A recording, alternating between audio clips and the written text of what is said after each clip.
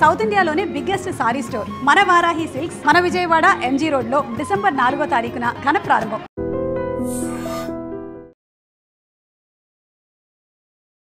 So ప్రస్తుతం ప్రేమ్చంద్ వాళ్ళ father ఆ బాబు కూడా మనతోనే ఉన్నాడు.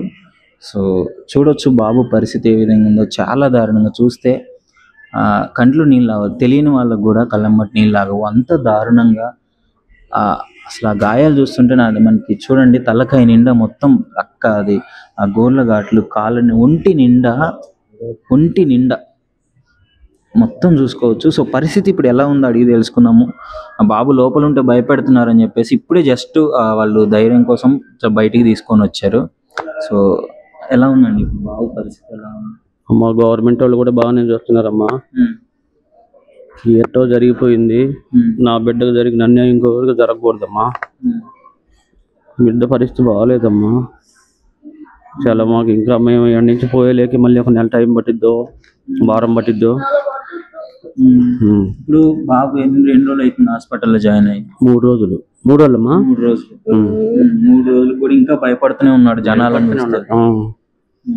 3 రోజుల నుంచి అప్పటికి నేను గుండెల మీద బండ్లు వేసుకుంటున్నాను. కుక్కలు అంతగా దాడి చేసినవి. ఇంటి నిండా అసలు కనీసం స్పేస్ లేదు, ఎక్కడ చూసినా గాయాలే. అమ్మా నా బిడ్డకు జరిగినట్టు ఇంకొక బిడ్డకు అన్యాయం జరగకూడదమ్మా. మాటలు రావు పోవడం. ఇప్పుడు అంతా గవర్నమెంట్ వాళ్ళే, అంత ఖర్చు అంతా గవర్నమెంట్ వాళ్ళే బాగానే చూస్తున్నారు, మంచిగానే చూస్తున్నారు. ఏంటి మరి ఈ వీధి కుక్కల వల్ల ఈ విధమైన పరిస్థితి?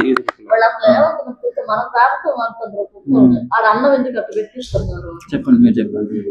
ఈది కుక్కల వల్లేనమ్మా, ఈది కుక్కల వల్లే. నేను చెప్తున్నాగా, ఈది కుక్కలు మా బజార్ కదా, అవతల బజార్కి వచ్చాడు బాబు. నేను పని ఆడుకోవడానికి వచ్చాడు. కరిసిని ఇట్ట అంటే ఎవరు స్పందించలేదు, ఎవరు రెస్పాండ్ లేదు. ఇంకా అంతకన్నా వాళ్ళ అమ్మగారు ఉన్నారు, అమ్మగారిని మాట్లాడదాం ఒకసారి.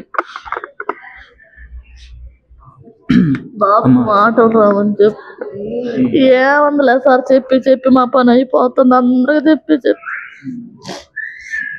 అన్నీ చెప్పుకుంటే కానీ మా బాబు తిరగలే తిరిగి వస్తుంది.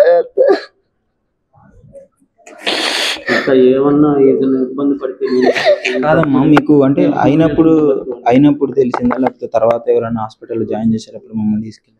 అలా జరిగినప్పుడు నేను హాస్పిటల్ తీసుకొచ్చి రాల్సింది ఆయన కూడా వంతు లేకుండా తీసుకొచ్చి వేసుకున్నా. ఎమ్మటనే హాస్పిటల్లో చేర్చి అన్ని గాయాలన్నీ శుభ్రం చేసిన తర్వాత వచ్చాడు ఆయన. బాబు ఇప్పుడు అంతా ఓకే? డాక్టర్స్ ఏం చెప్తున్నారమ్మా? ఎప్పుడు డిశ్చార్జ్ చేయొచ్చు అని అంటున్నారు? ఎలా చేయమన్నారు.